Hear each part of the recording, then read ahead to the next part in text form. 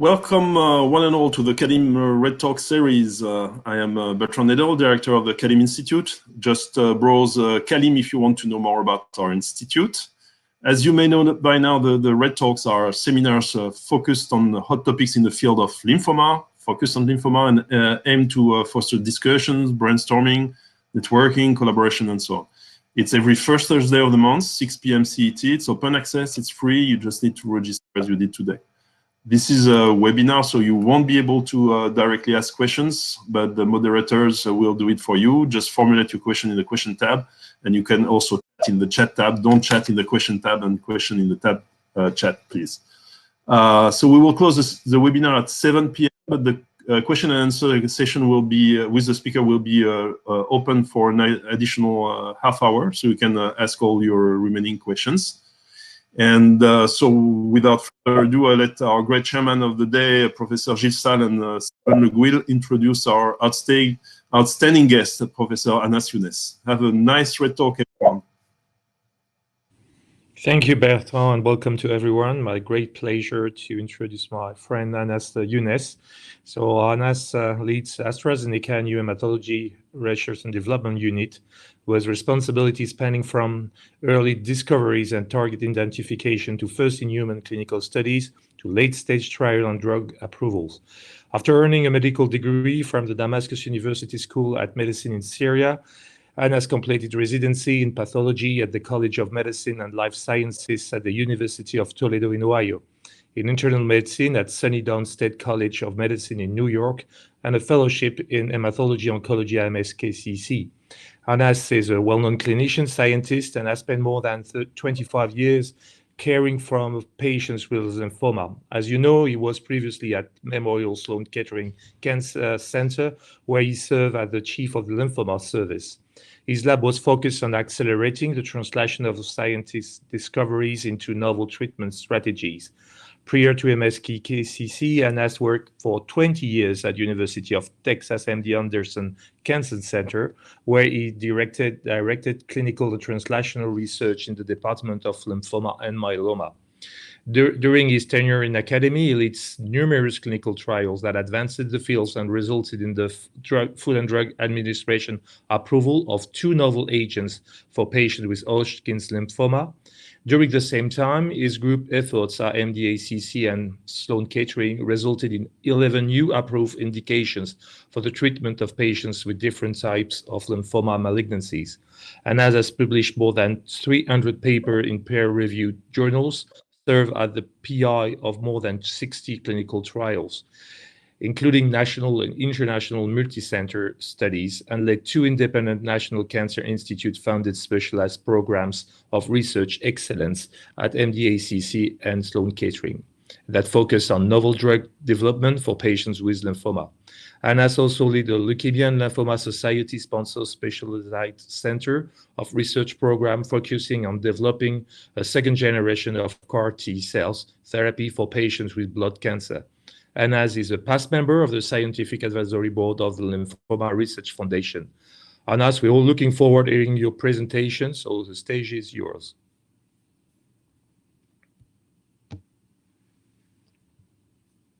Okay, thanks, Stephen and Bertrand and Gilles for the invitation. That was very lengthy introduction that was completely unnecessary, but I appreciate that. Okay, so, you know, the purpose of this, to me at least, and I know there's outstanding scientific presentations before mine, but for me, is to really initiate discussion and dialogue about what can we do together to advance the field. And I'm sure there's a lot of ideas that can be done. But again, that's the purpose here, to keep an open dialogue and discussion and see what else we can do, what are we missing, what areas which should we focus on to advance the field. Let me start with the first slide. Did I miss? Where's my slides? No, I can't see it anymore. Share it one more time. Okay. Okay, can you see my slides now? Yes. Okay, perfect. Okay. So, you know, a lot of people, after I moved to AstraZeneca, asked me, you know, why did you move? Like, you know, a lot of people were intrigued or curious, or they want to know what was the catch. And I can summarize it in really this slide, that there's not much of a change of goals, whether you know, I was at academia or moved to industry. The goal is still the same. It's really to take drugs from discovery to patients and make an impact. So you can do this in academic center. You can do it in well, I think, positioned industry position, because the goal is really the same. And you should see it that way as we plan to hopefully collaborate, interact, and synergize, because we share the same goal. Now, of course, you know, in industry, you know, R&D is really the goal is to accelerate drug approval. Yeah? So it's very clear and focused goal. That's a big difference from being in academia, where you have multiple, I think, competing sometimes goals or agendas, right? You have to take care of patients, you have to do clinical trials, you have to publish, you have to get grants, you have to mentor, you have to drive good lectures, and you have to. So there, and then you know, if you're in a big hospital center, then you're competing with surgery, you're competing with, you know, I don't know, with pediatrics and cardiology and so forth. Here, I mean, it's really, the goal is so clear. It's very focused. You know, if you have a passion for drug development, you know, this is a job that you would love. You know, take the drugs from discovery to patients. Simple, right? There's nothing else. And because of that, and I'm sharing my experience being still a rookie in industry. Right? I've been there only like for a few months. So, but I can still make these comments because the differences can sometimes be so clear, so obvious, right? So because the goal is so clear, you know, everybody's aligned behind it in the company. And in AstraZeneca, for example, is like, you know, 70,000 plus employees.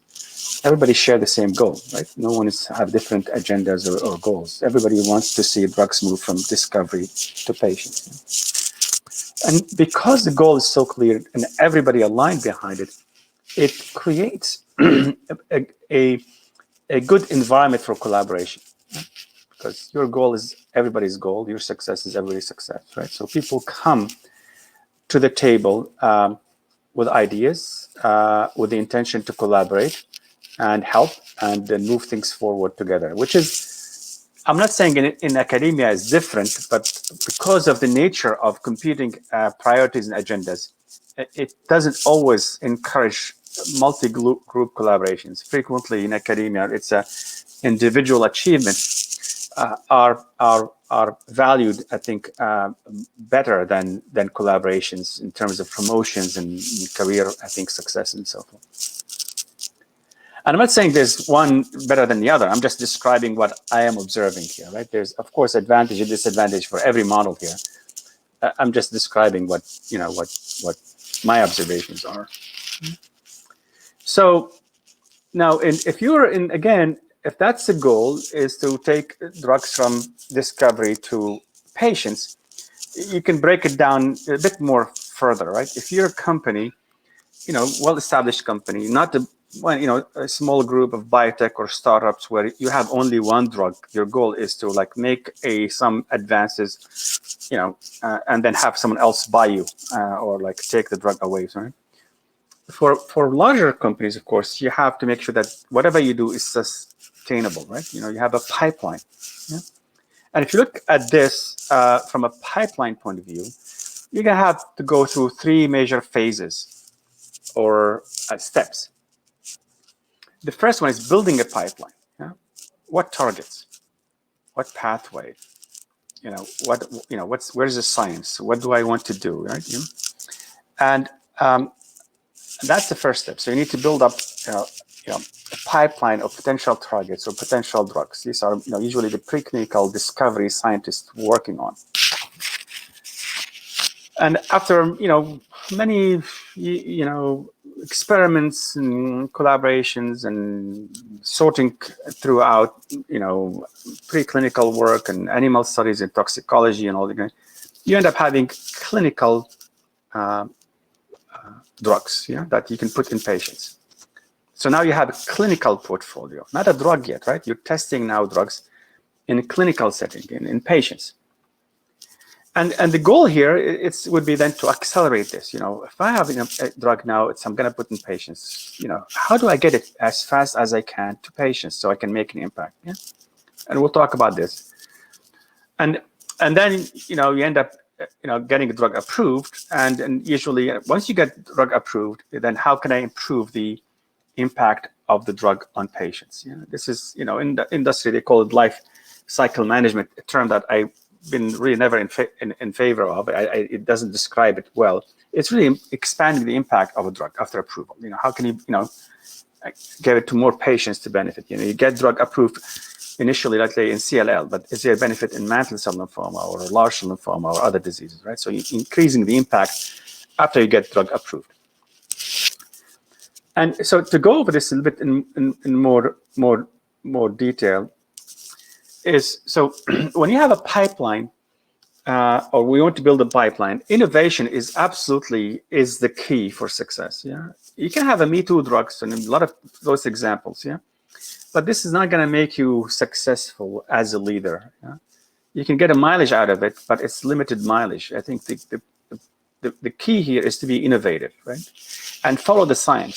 Follow the advances of most scientific advances. So by doing that, your pipeline strategy and approach would change with time, because as you follow the science get updated, your strategy and approach will be different. But I think it's key to have internal discovery group that will provide the bulk of this pipeline. And the more diverse this discovery group, the more diverse your pipeline will be, right? And I just give you an example here. For AstraZeneca, for example, they're a group who focus on small molecules, group focus on epigenetics, group focus on immunotherapy, group focus on antibody drug conjugates, group focus on these kind of things. So the diversity is very important to be able to be innovative. You can't restrict yourself with just one modality because the field changes at multiple levels. But I think most people in R&D units acknowledge that the internal discovery will never be sufficient. It's important, but it will never be sufficient, and therefore you have to supplement it with other sources for innovation. Yeah, to keep the innovation in your pipeline. And there's two major sources beyond your own internal discovery groups. One is by what's called, BD, business development, this is the unit in every big pharma that look for in-licensing, buying smaller biotech groups, or in-licensing or collaboration with other smaller companies or larger companies to bring in newer drugs and targets. And their collaboration can be at either the preclinical setting or at clinical setting, right? So you can look at drugs in or platforms preclinically, or you can get drugs when they enter the phase 1, phase 2. They have signal. You can say, well, this is really good. It's lacking from my portfolio. If I want to do the same drug, it will take me 5 years or 6 years. Maybe I should buy it now, save me a lot of time, and develop it. Right? So that's one approach. Yeah? And this is not a big chunk of the portfolio, but I think it's important part of the portfolio, these kind of business deals, to supplement and keep updating your pipeline.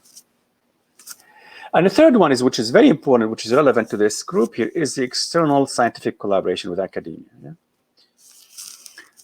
Because time is so important in industry, time is very important. You need to produce targets and move on. Right? Every year you have to. It's industrialized time limiting approach.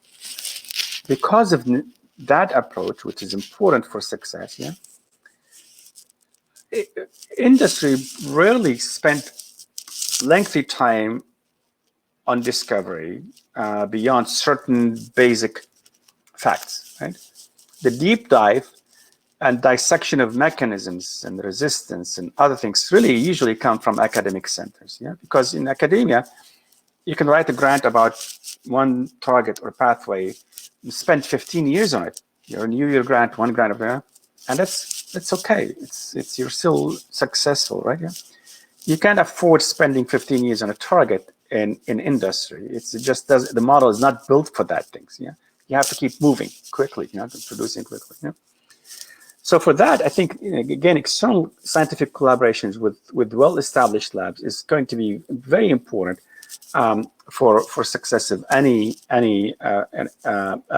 industry or pharmaceutical company or biotech. So that's for the pipeline. Yeah.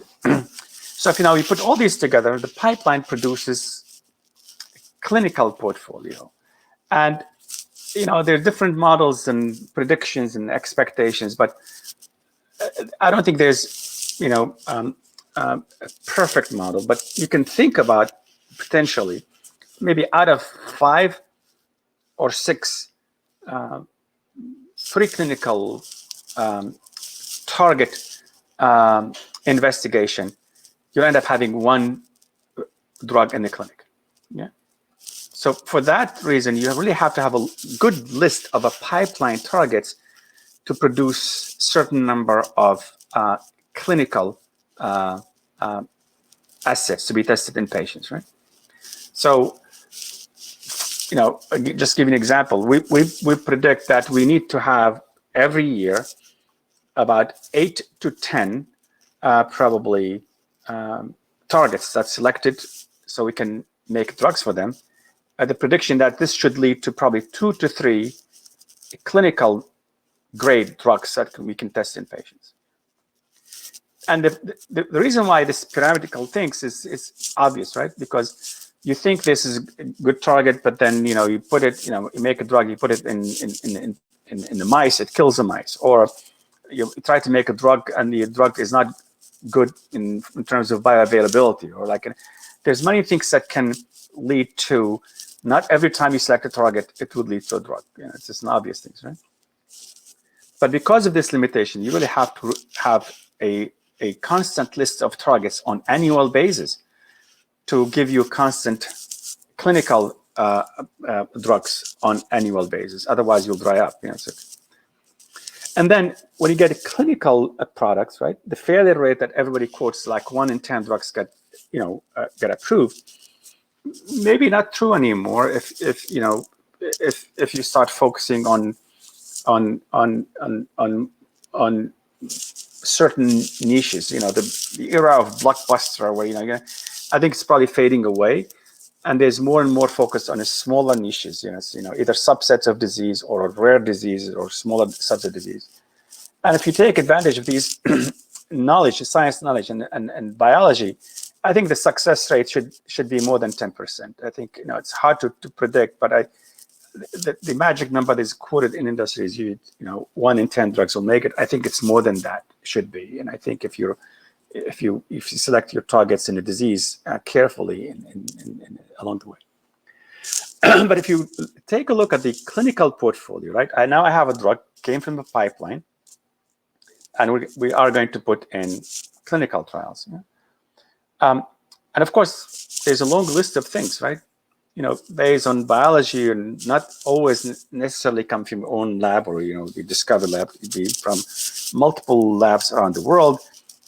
It's confusing. Yeah, there's something published data to support the indication of any drug for any disease. I can bet you that, and you publish it. Yeah. So if you're going to depend only on literature, good luck. It's going to be really confusing, because you can find justification for everything you want to do. So the key is prioritization. How do I prioritize? I got a drug right now, and if my goal is to get it approved so I can make impact as soon as possible. So the question, what is the fastest way to get drug approved? And then when I get it approved, then I expand the indication, expand the impact. Yeah? So the key is that unless you have drug approved, you make no impact. And that's where I think the challenge would be, because again, I've been in this role now only for about 9 months or so, and of course, I've been in academia for 25 years. So you end up having a lot of friends and then colleagues, and people, of course, want to work with you and reach out to you, and everybody has their own ideas, right? And they're all good ideas. And the question is, how do we prioritize, right? Everyone loves their own disease. T-cell lymphoma guy says, I want to try T-cell lymphoma. The Hodgkin lymphomas. And there's rationale for all these things. No question about it. But the question from my side, and I think from I think other people in the same shoes, how do I prioritize? Knowing that my goal is to get it to patients first. And then I'm not saying that the other idea is not good. It just may need to be number 2 or 3 or 4 in the priority list. That's what it means. So if the goal is to get the drug as fast as possible to patients, now you're talking about what's the space I want to go, right? Where's the highest unmet medical need that I can zoom on that will get the drug approved? Yeah. And I think it's becoming very interesting kind of space, because the area of unmet medical needs keeps changing with time, right? Based on change of standard of care. And that's why I think real-world evidence is becoming more and more important to start benchmarking the new unmet medical needs space. Think about triple refractory and multiple myeloma. Now they talk about penta-refractory multiple myeloma, right? And if you benchmark this, and you now know what to expect in this space, what would be the PFS in patients who progress after 3 or 5 drugs in multiple myeloma? What would be the overall survival? Benchmark it and say, if I want to have a drug approved in there, I need to beat this by certain measure. I want to double PFS, or I want to double. Hodgkin lymphoma, another example, right? We have 2 classes of drugs approved: brentuximab vedotin and 2 checkpoint inhibitors, nivolumab and pembrolizumab. If you want to come up with now another new drugs for Hodgkin lymphoma, it has to be in patients who failed brentuximab vedotin and a checkpoint inhibitor, right? So what's the outcome of patients who failed both? Yeah. So you need to benchmark this with this new kind of an unmet medical needs space and get more and more dependent on real-world evidence to define these new unmet medical need areas. And this can be, again, back to scientific collaboration. It doesn't have to always be about drug development. Scientific collaboration between industry and academia could be about benchmarking these new unmet medical needs spaces, right? And remember the Scholar-1 paper that benchmarked the outcome of patients who relapse after large lymphoma. It was a collaboration among 6 or 7 academic centers that was used for approval of multiple CAR T cells in that space. Yeah. So there's multiple levels of collaboration they can do that will lead to getting drugs approved to patients. The third bullet here, how do you accelerate, the clinical development plan, or CDPs, is that, all right, so now I have a drug. I prioritize. I want to move it into T-cell lymphoma. Yeah. And I benchmark. I got real-world evidence, what the outcome is. The question is then, where in T-cell lymphoma I want to go first? Yeah. Do I want to go plus, let's say, the standard of care? Think about venetoclax in AML. They got it as in addition to hypomethylating agent. That's their entry, right? It wasn't single agent alone. They said, I'm going to go randomized trial, hypomethylating agents versus venetoclax hypomethylating agents in elderly chemo-intolerable patients. So they chose to go frontline in combination with approved drugs. Should I do it after 2 lines of therapy in relapse setting?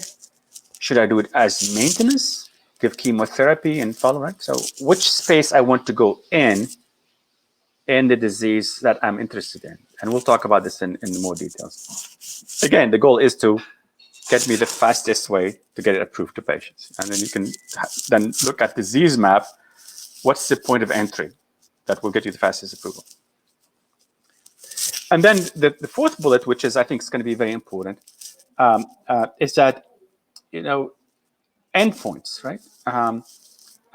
There's a lot of talks about using MRD as a potential endpoint, or to trigger treatment decisions. If you're MRD positive, should I treat you to convert to negative? We have precedent in this. approval in ALL, right, for blinatumomab, the BiTE bispecific construct, CD3, CD19, was approved for MRD positive after induction chemotherapy. So you can use it either to trigger treatment decision, or you can use MRD as an endpoint. Achieving MRD negativity is the endpoint, which could be surrogate for PFS or OS. Right?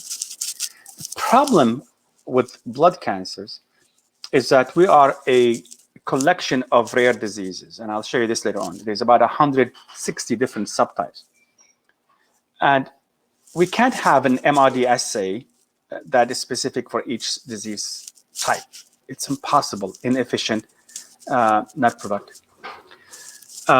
You can have one for the common ones, like you can have one for large lymphoma or follicular lymphomas, but then it doesn't do justice for the ALL and AML and MDS and these, right? If you have, and that's where the interest is becoming more and more, especially in blood cancers, to see if you can work with a tumor agnostic MRD assays that work across multiple tumor types. And you probably know what I'm talking about is because of the work that's pioneered by GRAIL for early tumor detections using the methylation pattern of DNA, which is tumor agnostic. Just one assay, different pipeline, you can tell yes, no, right? It doesn't tell you which genetic alterations are there, so it will not guide therapy, for precision medicine, but it can tell you yes, no, is there a tumor present or not, regardless of the tumor type. It works for, lung cancer, breast cancer, leukemia, lymphoma, different type of lymphoma. And so the interest in developing this, not there yet, but, we would be interested in this kind of approach because it will simplify our life instead of having to develop one assay for it. And the last bullet, as I said, is clear. Once you get drug approved, and then again, you need to look at what's the fastest way I can get it. Even in a small niche population, that's a service to the patients if you get it there. And then you can expand for other diseases, frontline, lifeline, and chemotherapy products. Is this clear so far? Anyone wants to make comments or questions or? Yeah, Anas, I would like to ask you a question that in the early steps before you move on,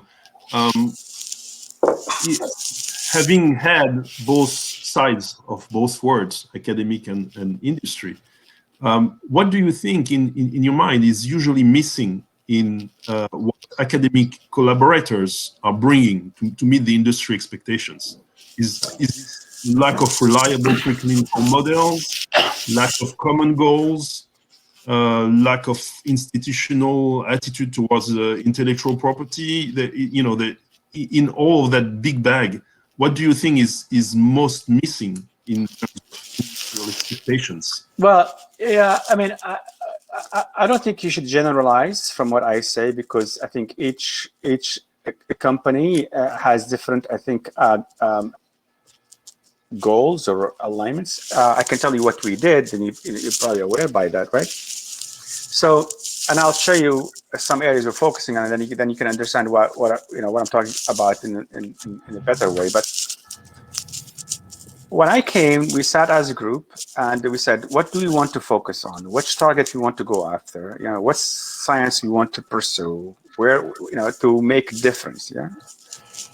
And we came with some list of things that I'll share with you, and you can tell me what we're missing. So I'll ask you the question, same thing. But based on what we, collected as areas of interest to us, then we reached out to the people who we know they work on these areas and said, give us your best science in collaboration. We'll fund it. Yeah. So that's one approach. Yeah. I'm not saying this is the best approach, but that's our approach, because then we're giving guidance what we're interested in. So we're aligned.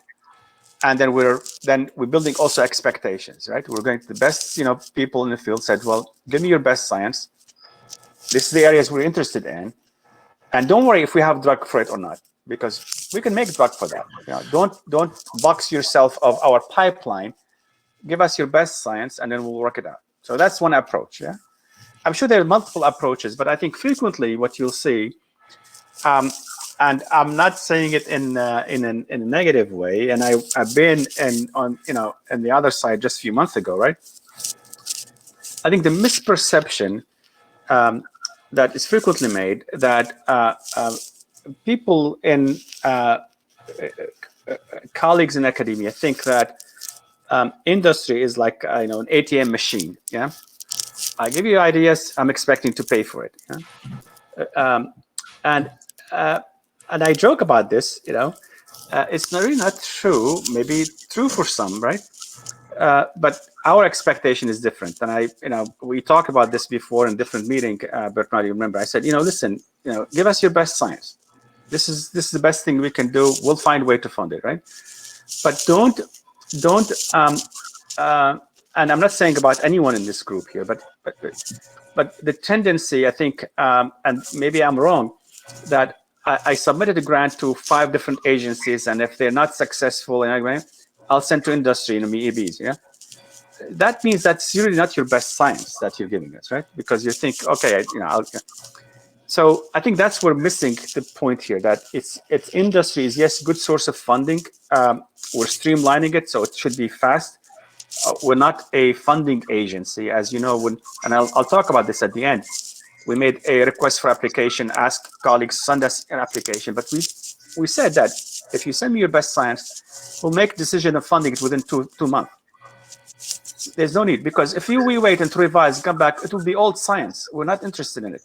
I don't want you to go back and forth and back and forth and back and forth like 2 years and we fund you. It loses the purpose. I know you're good. I know you're one of the best in the world. I know your science is credible. You send me an application that aligned with us. It may not be 100% perfect, maybe 90% perfect. Fine, I'm funding it, right? In exchange of speed.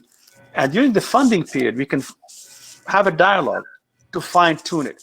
Can you do this? Do you think that it would be like a more really real-time collaboration?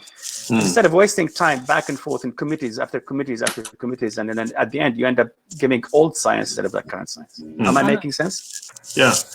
Can you you have your microphone that is rattling on something? So okay, sorry. Okay. Yeah, it's quite rare actually to have this kind of relationship with industry. Usually, the stage of innovation you were talking about innovation a couple minutes ago is to serve your pipeline, the pipeline that is already present. How much of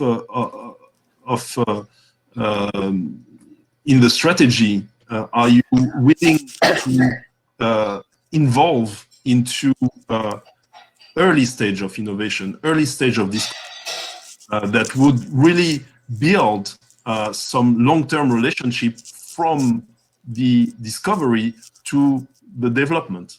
I think that's something that is really feasible right now, but is very seldom done, actually. Yeah, again, you have to, as long as there's alignment. I mean, the goal is not a secret. We really want to get drugs approved, yeah? Translate the science into drugs to patients, yeah? So there must be some vision or path forward for the science to become of a therapeutic or diagnostic value, right? So as long as it fits into this criteria and it's aligned with what we want to prioritize, the earlier the science, the better. But yeah, but it has to have some vision of path forward. It cannot be just abstract. It cannot be just, I want to knock a gene in Drosophila. And I'm not saying it's not a good science. It's important science. But it may not be a priority funding for, let's say, an R&D unit at AstraZeneca, for example. Make sense? Yes, makes sense. Thank you very much. Sorry for interrupting. No. This is a whole idea. So please interrupt as much as you want, because we want to have exchange of ideas. All right, let's go back to this. I was following on that, Anas, and you said we are able to make quick decision in terms of when you provide good science. Do you think there is a big difference when the project is really a project related to preclinical versus a project that is related to clinical development? No. Well, so we're talking about not clinical development. Clinical development is a different thing. We're talking about discovery now, right? Clinical development, these are like investigate and initiate trial and so forth. This is different. It goes to a different bucket. Gets a little bit more complicated. Yeah. Now we're talking about discovery mainly here. Yeah. And the investigator-initiated trials, we can talk about this later on. It comes from different buckets. If the drug approved, it's usually handled by medical affairs. If the drug not approved, usually handled by the R&D, and there's collaboration between these two units. Yeah, but there's also prioritization. You know, what's priority and so forth. But it's different things. Yeah. Okay. Any other comments or questions or? Okay, how do I go back to this slide? Let's go back a little bit with that. You have a drug, and you have said, based on the current knowledge and our current understanding, this drug is good for lung cancer. I say something random. You know, lung cancer, myeloid leukemia, and I don't know, let's say breast cancer. So you have defined your priorities where you would like to develop that, and you are enriching the potential discovery regarding the mode of action of the drugs, potential combination, and things like that. But somebody comes and said, okay, well, in fact, I have some data suggesting that this drug works in, let's say, mantle cell lymphoma, just to be a little bit more focused. Do you think that given your priorities that you have defined, the number of patients affected by some of the other disease versus a very focused disease, this can still suscitate interest in a company? Or yes. Do you think they will leave it aside? So again, I can't speak for other companies, and we all shared frustrations when I was in academia, where we apply, we think brilliant idea, and then it goes from committee to committee to committee, and then at the end you say no, we're not interested, right? So from my point of view, absolutely right. There's absolutely no restriction on the size of the patient population, as long as it's, you know, you're following the science and it's unmet medical need population, that you can make an impact in that space. And I can give you examples. There's two drugs that we're exploring right now. Both are like through collaborations. One, an antibody targeting ICOS-1, right? Where is ICOS-1 expressed? In AITL, right? How common AITL, right? T-cell lymphoma as a whole is not a common disease. So to develop drug for even less, less common, right? Just subset of T-cell lymphoma, AITL, but that's where the science, that's where the target is expressed, and there's an antibody, but yeah, why not? Yeah. So there are examples where, the population is small, but if you have a drug that is safe and effective, can make a difference, and the music to my ears, that's what we want to, at the end, right? Make a difference to the patients' lives.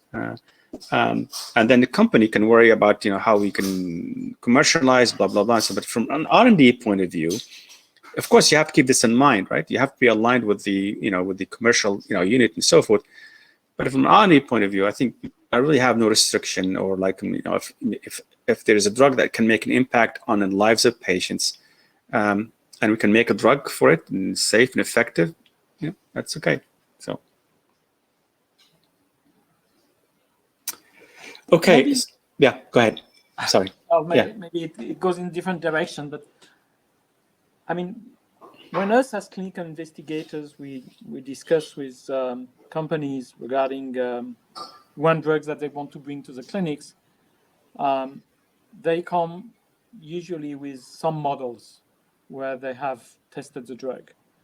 Some preclinical models, which can be cell line, which can involve molecular mechanism in these cell lines, or animal models. I will say that in general, and again, that may not apply to everybody and every drug, we feel that the level of science brought to us is a little bit limited. In lymphoma, you have 1 or 2 cell lines. You may have, 1 or 2 cell lines in animal models, different, but not necessarily different route of inoculation. You may not take into account with the models things like the microenvironment and things like that. Do you think that this is something that can be reinforced through academia-industry relationship to further understand and increase the quality of the models that we may want to use to develop some drugs? Oh, absolutely. Yeah, absolutely. I mean, again, it depends on the company, what infrastructure, what capabilities they have, and so forth, right? Some probably have more than others, but absolutely. I mean, there's, again, collaboration can be at multiple levels, depending on the level of interest. So again, when we put this RFA, request for applications, we said this is what we're interested in, and yes, we have limited data science and available from our own internal things, but we know the groups working on these pathways of target, and we reach out to them for exactly what you're saying, Gio, to build up a case. Yes or no? Is this a valid approach? Should we invest, I don't know, $10 million or $20 million pursuing it, or should we, invest $1 million to get more data and then make that decision, right? So all these are like important points. Absolutely. But the time of development of the result that you will have in a preclinical model sometimes is not compatible with the agenda of putting the drug.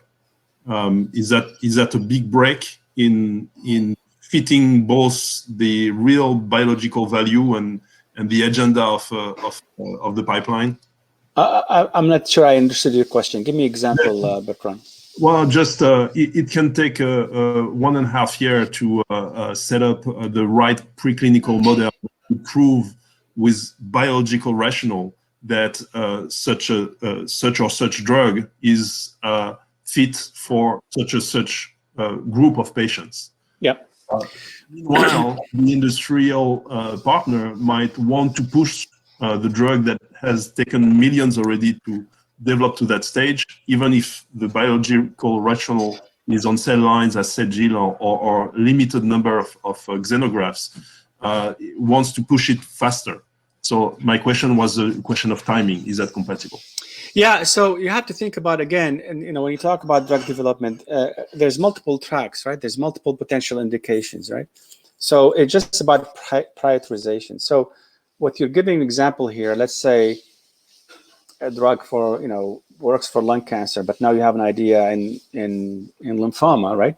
And the priority in lung cancer. And then 2 years later, you come up with a really nice, solid idea in lymphomas, a drug already approved in lung cancer.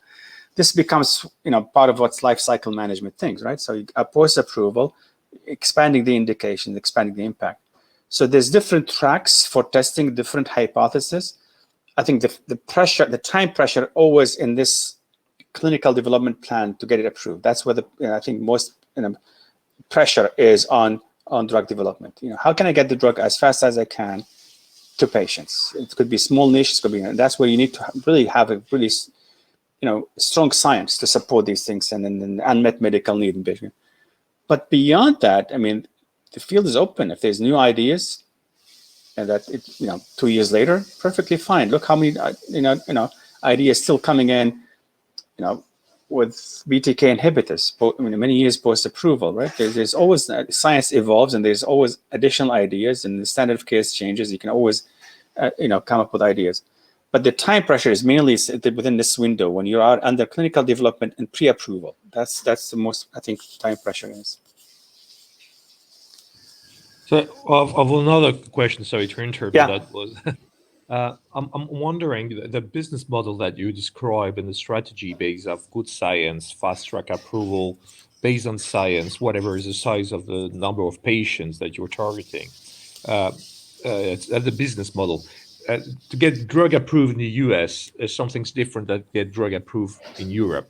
So is there any, maybe it's a politically not correct question, but are there any different approach where you're talking, when you think when the company is talking to a European investigator versus a US investigator? Do you think that the understanding of the business by our US colleague is better? Because they know the business, how it works in the US, and European is a bit different, or is it the quality of the science that makes a difference 100%? Well, it's not. There's multiple things here. It's not just the investigators, the quality of science. It's also the regulators, right? So the bar right. is the bar is different for getting drug approved in Europe, in China, and Japan, and the US. So if the US have like more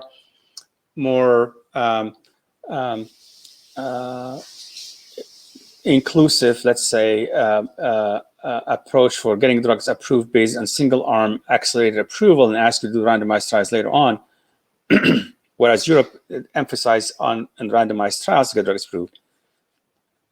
I'll take the first approach, right? I'll go for first indication in the US and then do the randomized trials after that in Europe.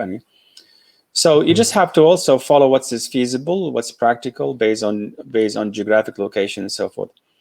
But I think the regulatory agencies are starting to get more and more closer, right? So even in Europe and in Japan, there is now perception or reception to using real-world evidence as a control arm for initial approval strategy, especially for rare diseases, unmet medical needs. So, but again, we're limited by what regulators, can do. But this is also changes with time, and I think it's going to be not as rigid as it used to be, let's say, 2 or 3 years ago. Okay. Okay, how do I get back to my how can I project my slides again? Okay, good, thanks, yeah. So again, that's the biggest challenge we have in blood cancers, is that we're a collection of rare and uncommon diseases. There's 61 different subtypes in myeloid neoplasms and 98 subtypes of lymphoid neoplasms. Right? So if you combine them, it's like 175 different disease subtypes. And that's the biggest challenge that we have, is that how do you develop drugs for 178 subtypes? And I can bet you, the rarer the disease, the higher the unmet medical need is, right? Because nobody's interested in them. They have no one is finding drugs for gamma delta T cell lymphoma, for example, right? And that's the biggest challenge but I think it's doable. I think it's again, we have to be practical and pragmatic, and we have to depend more and more on real world evidence to support certain disease space in this complicated landscape. But it also, as I mentioned, if you want to start using MRD assays, which will be used more and more, either to as an endpoint, a surrogate endpoint, or to trigger treatment decisions, I mean, you have to develop a tumor agnostic assay to facilitate drug development in this complicated landscape. Okay.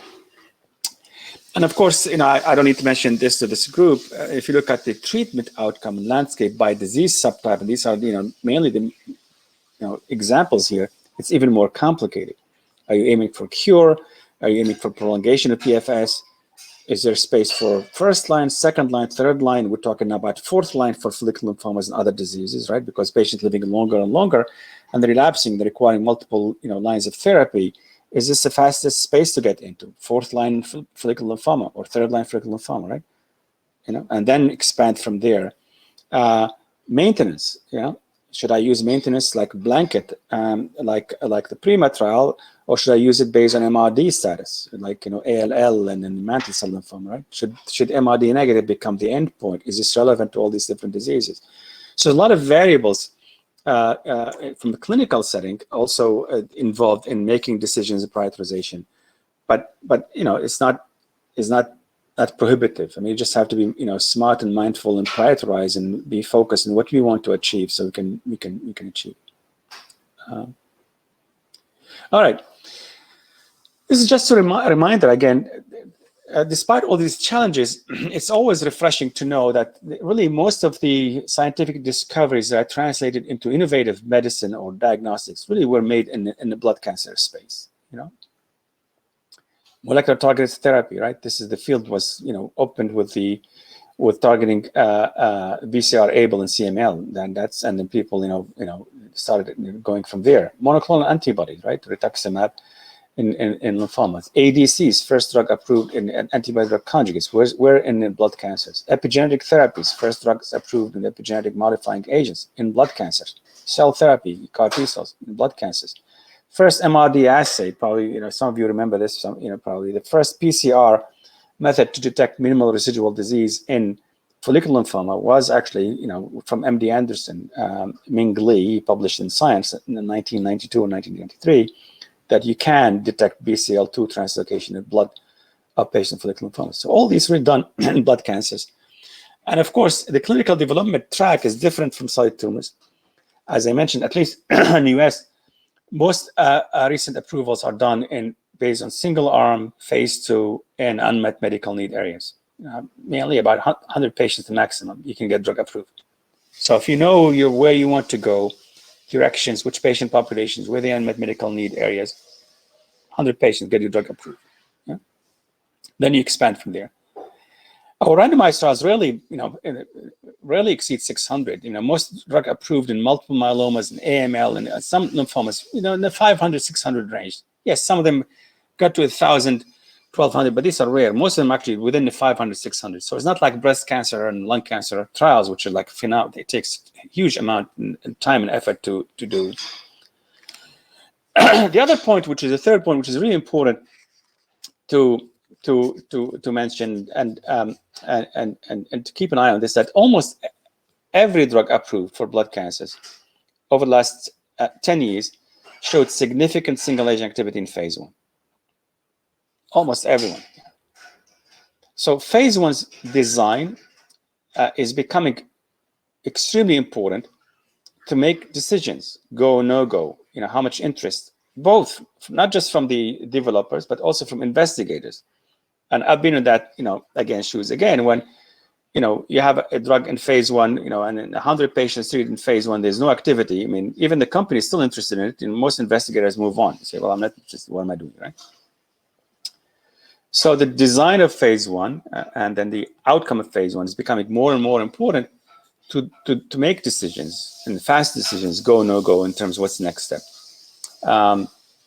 And then, of course, we have fast readouts in most trials in the relapse setting. But having said all these things, again, it may sound confusing, but there's a lot of success stories. There's 53 drugs approved by the FDA in 3 years, and every other week we get email from AACR or ASCO or ASH about another drug approved, right? 2 drug approved multiple myeloma last couple of weeks. It's a CAR T cell and an proteasome inhibitor in different combinations. So there's a lot of success stories in this area, and there's a lot of innovation in this space. Okay, so as I said, again, we sat down and decided what areas we want to focus on to drive progress. And this is not an inclusive list and not in particular order. Yeah, and that's where I think it would be good to have these discussions and dialogue and see what we're missing, what we should be focused on, what should we do, what areas we need to focus on. So from pipeline point of view, yes, Stephen. Yeah, just one question. I was back to your previous slide when you mentioned that the approval of the drug in multiple myeloma. It can be also interpreted at the contrary of what you said previously, that to get drug approved, you need good science. Sometimes we get the feeling in multiple myeloma that drugs were approved because you just added one new drug to the previous drug that have already been approved without any rationale, and just that you will reduce the duration of response, which is only the M spike. So don't you think that for this example of multiple myeloma can also be interpreted at the opposite of science, but just as good business strategy? Sorry if it's a little bit provocative, but no, this is absolutely. Again, this is a very important question, right? The question is, how do you measure impact? Yeah, and impact can be different scales, right? Yeah.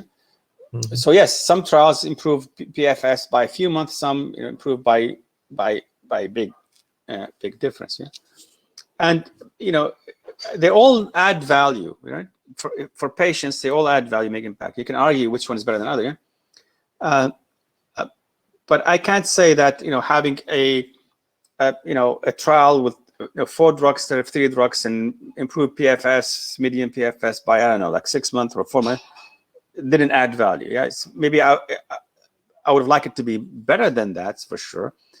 But I would not trivialize these things. No, is this my goal? Is this my ambition? No, that's not my ambition personally. That's for sure. Yeah, we want to make transformative, I think, treatment outcomes. That's our goal. Everybody aspires for that.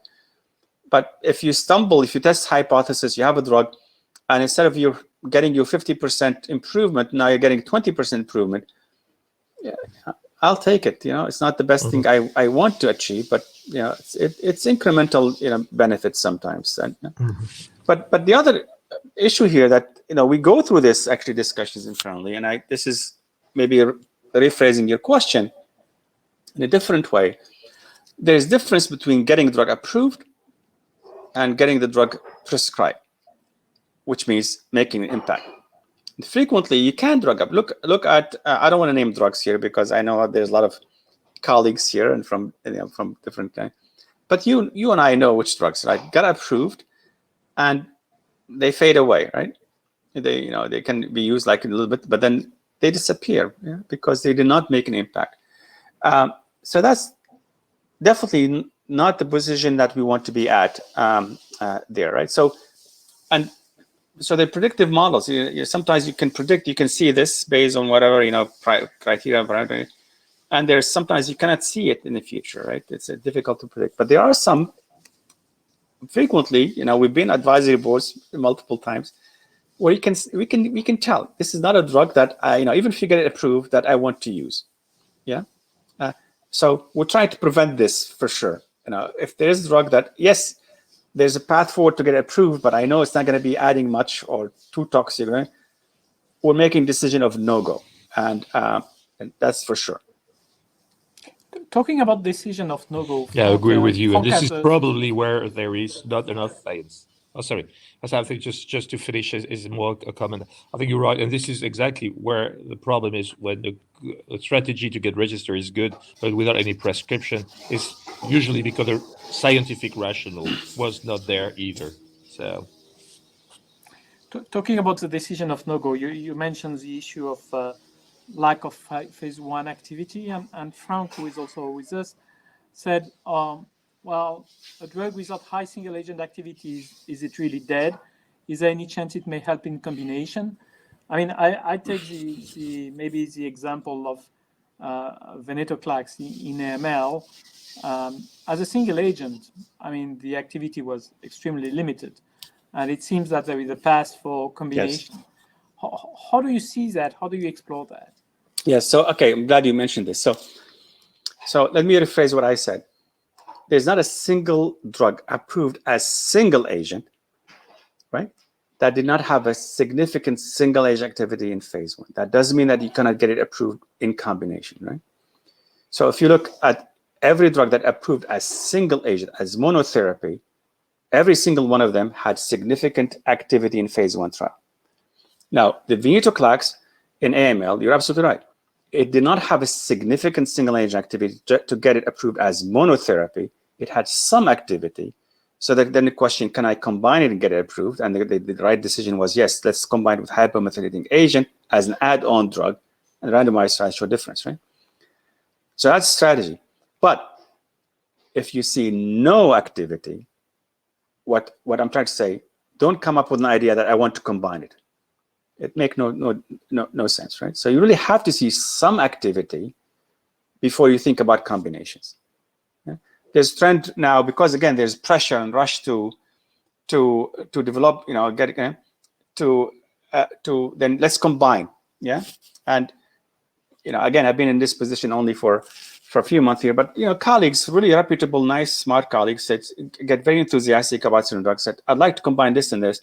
And I say, I love your idea. This is, but let's see if this drug has single agent activity to some level, at least, in the disease you're interested in, before we talk about combinations, right? So that's what I meant. Yeah. So you need to see some signal before we talk about combinations, regardless how much the preclinical, blah, blah, blah. But in the clinical setting, if you see no activity, let's say you have drug X, you want to try it in mantle cell lymphoma. Yeah? At least show me in 10, 12 patients that there is 20% response rate before you want to combine it, right? But if you see no responses, then this is not something that you want to combine as a priority. Makes sense? I think so. It's probably a little bit more complex for some immune-based mechanism of action where combinations may be probably more powerful. But given the other agents in immune-based therapies that are active as single agent, there may be limited value. Yeah, not a priority. I'm telling you. So like, again, you can explore. You can do ASR at one point. Blah blah blah. See, but it should not be a priority for like in a busy, let's say, R&D unit, right? And I hear this frequently, right? That the best example used to be mentioned, in the old days with the VEGF antibody, right? But then it was end up being pulled out, right? So it has now activity, but then we add to chemotherapy, it adds value.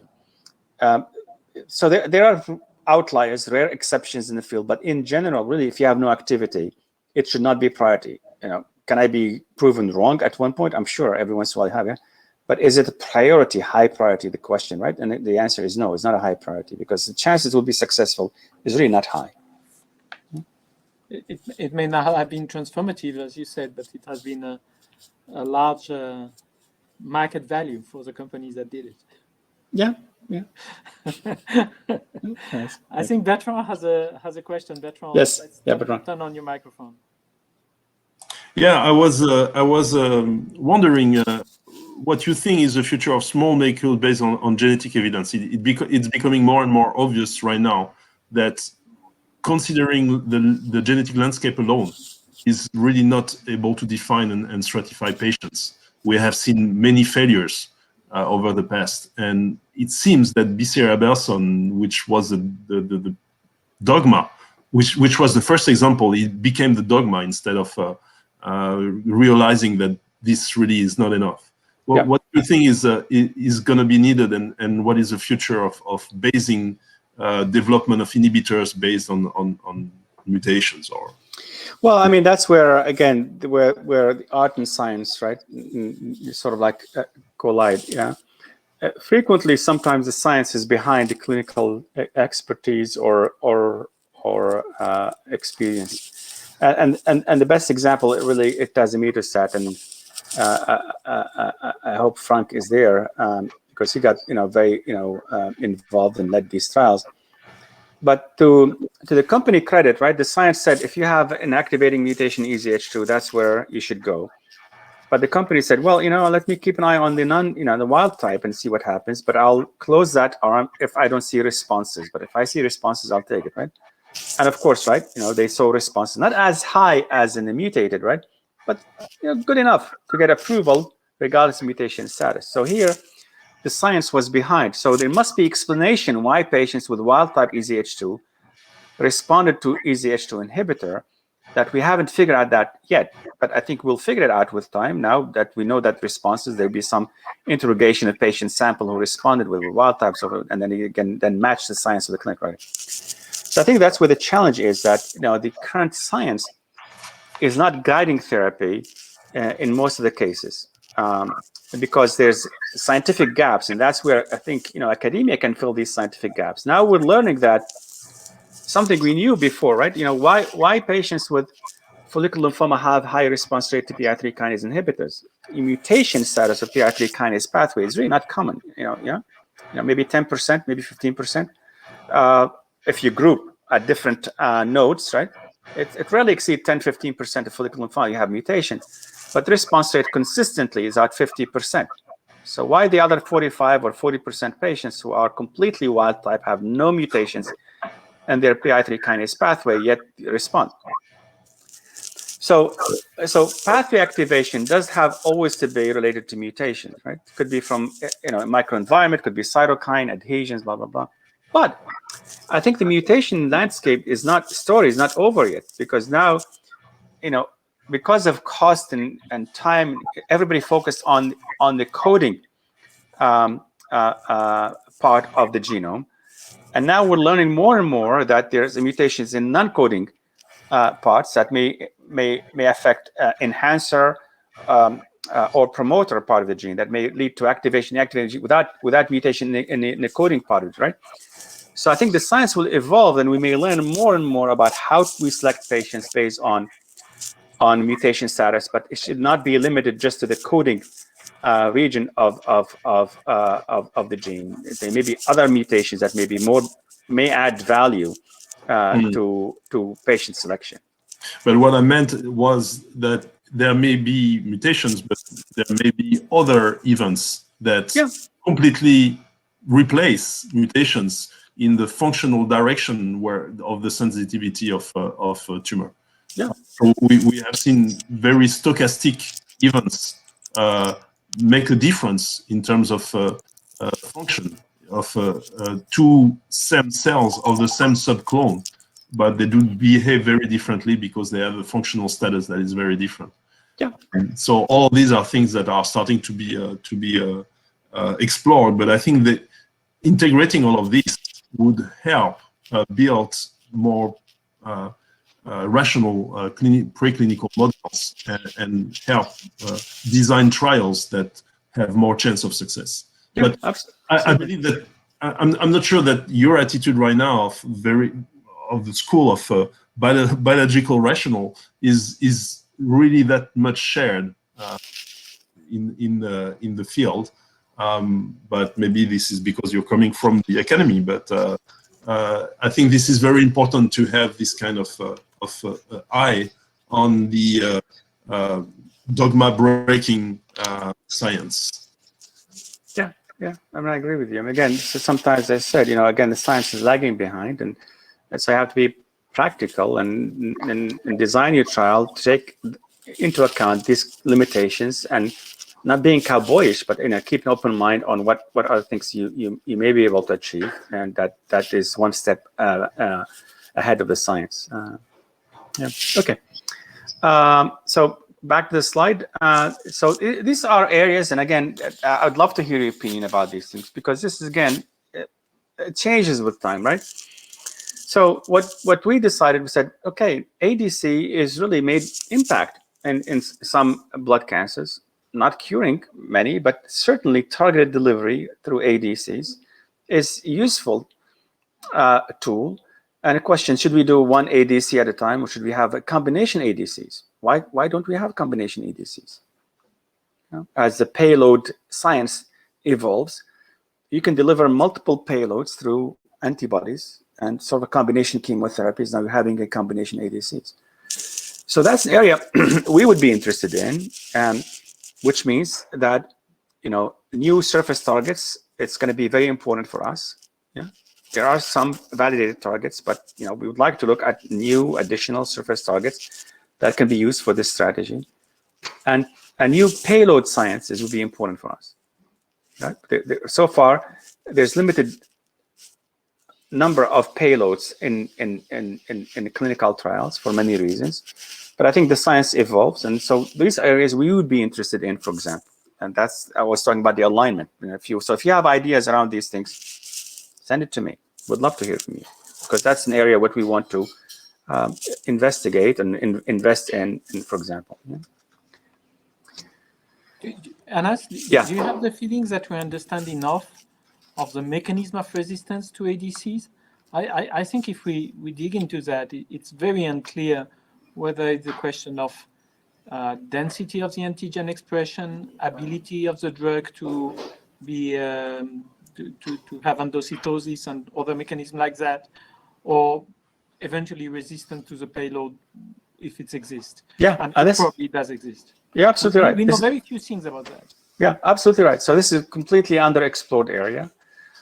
So before I came here from Memorial, this we said, why people don't respond CR brentuximab vedotin, right? It's been in the market for how long? What's the mechanism of resistance? Most Hodgkin lymphoma have a lot of CD30, it's internalized, but why some respond with CRs and other PRs? What's so of course, I mean, these are like under investigated, and we need to look at these things, because these good drugs, and a drug like brentuximab give you 75% response rate. Yeah, but why not all of them CRs? Why some PRs, and why the PFS is short, not long? Yeah.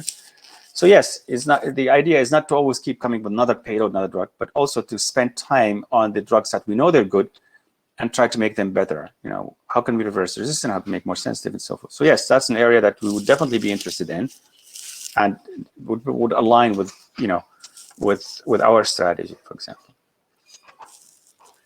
The second concept goes beyond the first one, is that if I'm able to deliver like these complicated natural product derivatives, toxins, highly potent toxins in the sense, why cannot extend this to other payloads, right? Because right now there's really limitation of what payload is being conjugated. But all of us who work in labs, we know that we work in a lot of chemicals and drugs, and they kill everything in the lab. But they have a very narrow therapeutic window.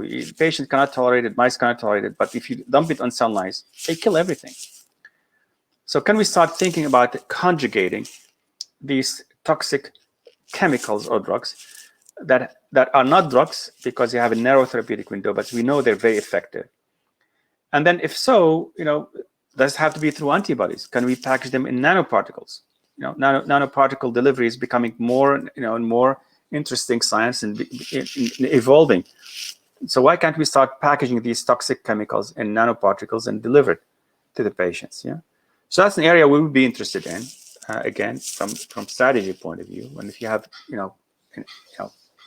preclinical work or that aligns with this, we would love to work with you on these kind of things. Whether it's a new payload, nanoparticles, new surface, these kind of things, mechanism of resistance. Those would be things that we would be interested in.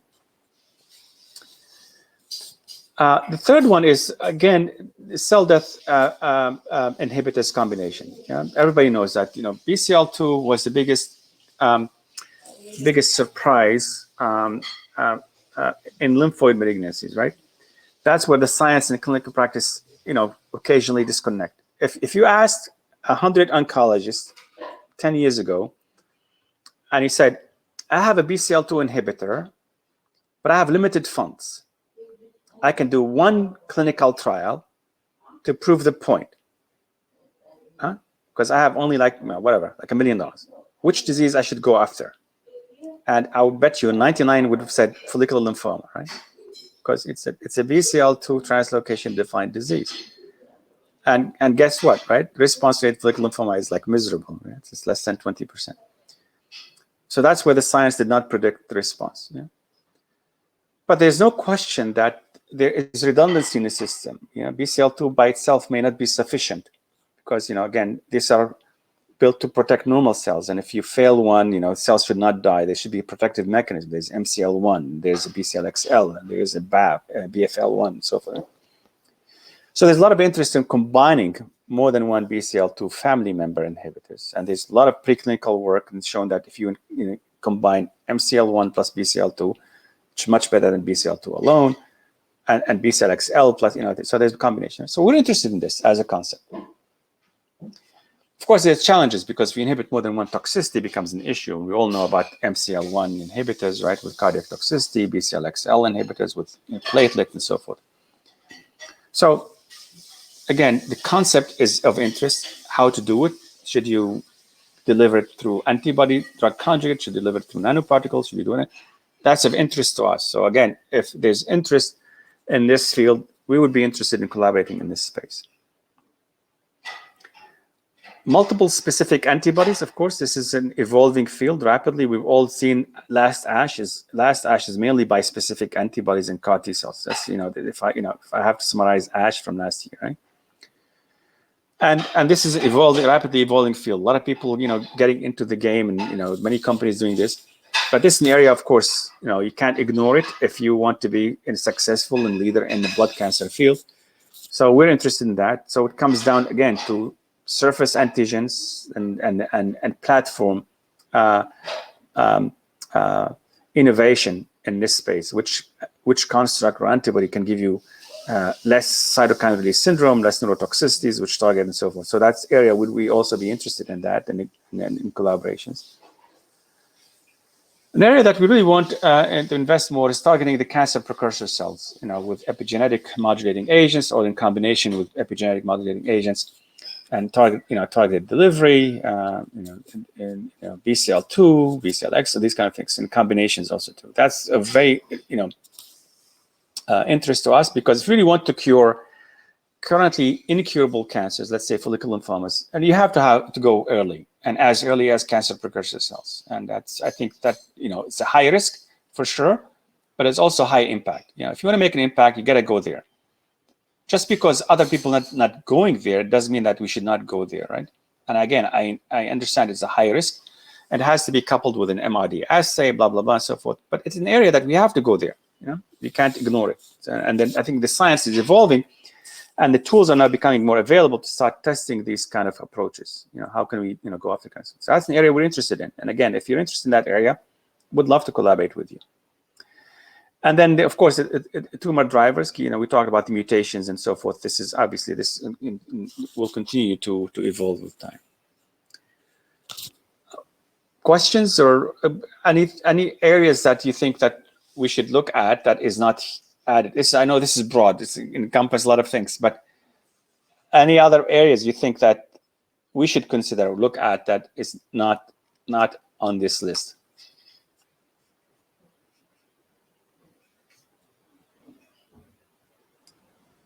You have strategically not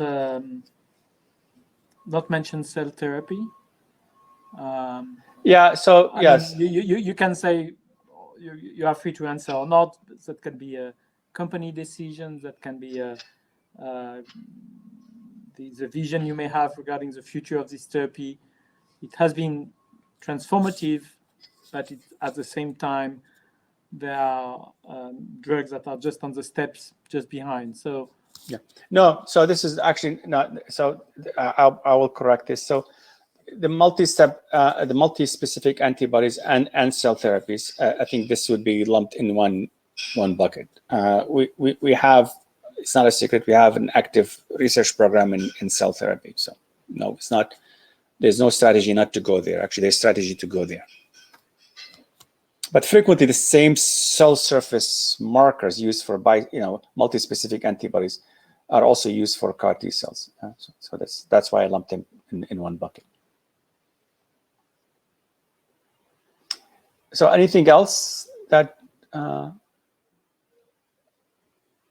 I think we have like a little bit more than 10 minutes. So I don't know if you had any other message that you wanted to deliver strongly.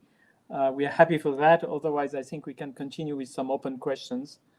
I don't know how many slides did you have? Yeah, I think I have 2 slides maybe, or yeah. So which is this space I think we should go to. Let me go through this. This one here, which is this space we want to talk about, and defining this space. Where you want to go to. So, we talked about the cancer precursor cells. This is an area where we want. Can you see my precursor? My arrow? Do you see it? No. No. Okay. So if you start from the left, the first space is the cancer precursor cells. We really want to go as early as that, and again, the science is advancing in this area. We know a little bit about cancer precursor cell and drivers in AML, in multiple myeloma, and some lymphoid malignancies, and we will use certain tools to interrogate that in preclinical setting and hopefully in a clinical setting, and that's the area that we want to explore. I think the early intervention that everybody knows how much I hate watch and wait, and that's I hope to kill this in my lifetime. I don't like patients to watch their tumor grow before we initiate therapy. It's not the way you cure cancer. So we need to go in that space and then investigate certain novel transformative medicines in that space to see if we can make an impact and change the natural history of the disease. Of course, we need to continue to improve on induction therapy, and this is and everybody's doing that. This is in the natural drug development space that everybody goes after, right? Adding drug X to establish therapy or replacing drug X with new therapy. We will still be there looking at improving induction therapy and measuring MRD as an endpoint. And then if you see, then there are 3 different buckets. There's a salvage therapy beyond first line. This is second line, third line. This is a typical entry for drug development, where you go after relapsed disease as single agent, and then you expand from there. But we want to look at, again, using MRD to guide maintenance decisions. And this is for all types of lymphoid malignancies and myeloid malignancies. So it's not just follicular lymphoma maintenance or mantle cell lymphoma maintenance. I think there's evidence that there's MRD left after almost every disease that is not cured. we just don't have the right tools or drugs to use them in maintenance. Just because Rituxan failed in maintenance setting after large lymphoma, that doesn't mean that we should not look at other drugs in that space and guided by MRD status. And the last one, which is on the bottom on the right, is early interception. Is that where we would start using conversion from MRD negative to MRD positive to trigger treatment decisions. And I think this will evolve with time, as you'll see, when we have effective and safe drugs, especially immune therapies, bispecific antibodies and others, epigenetic modifying drugs. This will become very active space. You don't need to wait until you have clinical progression. Just conversion from MRD negative to positive should trigger, I think, in selected cases, treatment decisions based on disease type and, of course, the drugs that you have. And that's my last slide. And then again, I'm more than happy to answer any questions or debate or take any challenge from you or guidance, whatever you want to. But thank you for the opportunity. So Anas, we are not alone in New York to be on this talk. And Laura, who is, has been attending this talk from the beginning, Laura Pasqualucci, has a question regarding the requirements for drug against CPC or intervention before tumor expansion and growth. So maybe CPC early interventions that you defined in the previous slide. What do you think are the requirements? Because I think it's not very easy. I mean, what are the preclinical models, targets? How will you envision the development here? Well, I don't know if I answered the question correctly. I mean, again, there's multiple steps, right? This is new space for us. There's no precedent, let's say, in clinical trial setting. So there will be multiple things that needs to be coordinated to go there. Yeah. As I said, the science evolving now. We can detect chip in blood. So there's early detection tools. You need to define what are the genetic alteration that you can see early on that you're positive that will be transformative in terms of lymphomagenesis or leukemiagenesis, right? Say, making this example because Laura is there, say KMT2D in the background of BCL2 translocation, yeah? And if the science says that will guarantee tumor progression in lymphoma 90% of the times within 5 years, let's say, then this should be investigated as a triggering point for treatment. And then you have drug that can then inhibit BCL2 and then the KMT2D consequences. You can argue whether this is KDM5 or so forth. Then that's what you should do. Follow the science. How successful this be, how toxic this is, it can be answered only in a clinical setting, but it has to be based on scientific, I think, rationale if you want to go early. It has to be after the tumor initiating events to make a difference. And I think it has to be science driven, if that's what Laura was asking the question. I think we have another question regarding the potential of tailored immune checkpoint inhibitors. Is that a path that you think is interesting for companies? I'm not sure I understood the question. You need to give me an example. Can you explain this to me better? I think tailored immune checkpoint inhibitors was probably, I think, Cedric, you were asking that, is probably discussing some agents that may block more specifically some immune checkpoint than others, unless there is something I misunderstand here. I don't know if somebody else have understood the question differently yet. So I don't know what's the difference between immune checkpoint blocking versus tailored immune checkpoint inhibitors, unless you think about tailoring the downstream event of these molecules. I think Cedric is referring to specific checkpoints that are involved in specific situation in a certain lymphoma or condition. Yeah. So if the question, can we select different patients or different tumors for different checkpoint inhibitor strategies? I think it's yes. I mean, if that's just what the science, you should follow the science. We haven't found that yet. should I treat Hodgkin lymphoma with, let's say, with PD-1 antibody and T-cell lymphoma with a TIM-3 antibody? We haven't found that kind of differentiating aspect for different checkpoint pathways and different disease subsets. But if there's scientific data to justify that, I think we should follow it. Absolutely.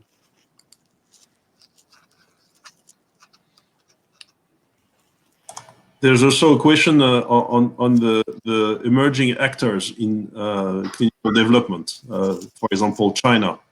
Dynamic opportunities, collaborative approach with this market. What are your thoughts about that? Yeah, it's a great question. I think there's a lot of innovation coming from China. There's no question about it. There's great science coming from there. There's also a lot of Me Too drugs coming from there for many reasons. But it's but I see those all as opportunities. Again, you need to follow whatever you can, regardless of where you can get it from. And I think no secret, most big pharma now look at China for in-licensing or not, because there's a lot of innovation coming from there. So I see this as an opportunity for collaboration or in-licensing or business development deals. But it's not restricted to China. I mean, there's a great science coming from different parts of the world, and that's what you should keep an eye on. All these options. China as a market, I'm really not heavily involved in this space, but China as a market, it's yes a huge market, but it's also a challenging market for many reasons in terms of regulation, pricing, and other things that make things as different from, let's say, getting drugs approved in Europe or Japan. So it's not as straightforward. It's not just like because they have a lot of patients or like a lot of population. It's a slam dunk. It's more complicated than that.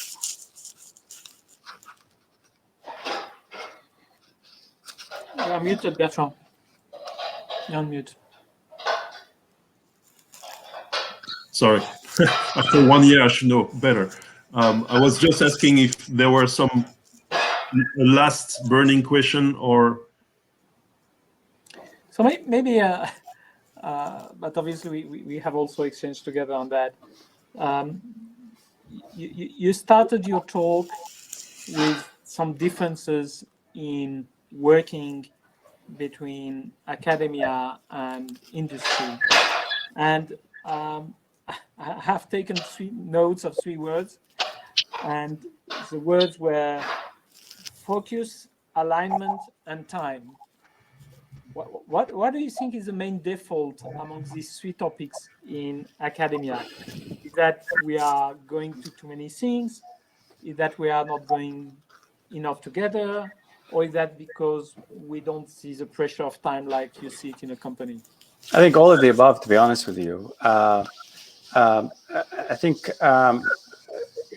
it's the academic system and model has not been updated in 1,000 years, which is surprising, right? It's you'd think how could any organization survive? Except for the British monarchy probably, but it's but the academic system it needs to be revised and updated to be competitive. This different discussion. I'll be more happy to come back and give you my own thoughts. but I think the model is not optimal and competitive enough. There are absolutely outstanding smaller groups and here and there, but as a whole. It doesn't encourage collaboration. It's really the success is measured based on individual achievements more than collaboration, right? So they should be, where the industry is completely the opposite. You have to collaborate to be successful. You can't do it on your own. So I think there should be some reward for collaboration, acknowledgement of contribution more than. If you could be like a middle author on 100 papers, it takes you nowhere in academia. You could be the best collaborator, right? It really takes you nowhere. So I think that's the biggest difference that it really needs to be updated. Dear friends, It's been a 1.5 hour of a very exciting discussion. I think we need to end it now. Many thanks to you, Anas, for your open mind and the many avenues that you brought tonight for all of us. Thank you, of course, Stephen and Gilles, for the sharing and the great questions. And thank you all for your attendance to the Red Talks. Thanks you very much. Really pleasure. Bye-bye. Yeah, take care. Have Thanks, a good everyone. night in Europe. Yeah. Take care, everyone. Bye. Bye.